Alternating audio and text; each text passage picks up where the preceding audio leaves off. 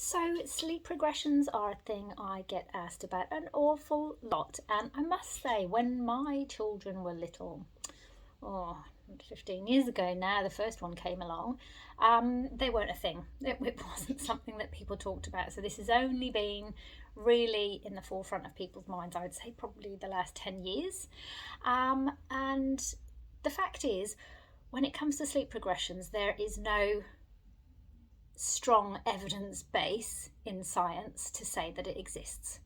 It is a way of explaining certain behaviours and maybe helping parents to feel reassured that it's a phase and it will pass.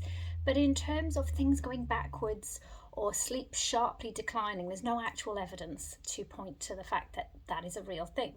So, yes, there's changes in capabilities, motor skills, all of those kind of things, which can lead to sleep disruptions, but it certainly doesn't mean that sleep is gone and you have to do something in order to get it back. It's just a signpost that exciting things are happening in life, and like other people, it's hard to sleep when something exciting is about to happen to you or currently happening to you. So, around the 4 month mark, there are changes to sleep architecture at that stage which can make sleep look more fragmented, but in actual fact it's just lighter phases of sleep that sound as though the baby's awake. Very often they're not truly awake, so that may be one explanation for it.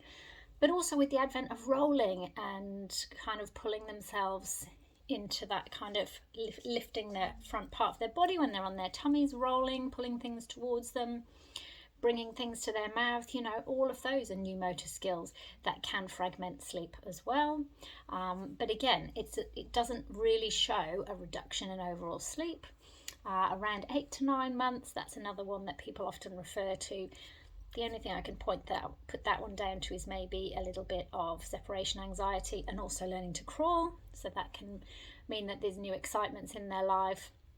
Around 12 months, there's often another peak in when people contact me for their babies, because it's the advent of toddlerhood, and toddlers are all about testing boundaries and they will try things and experiment.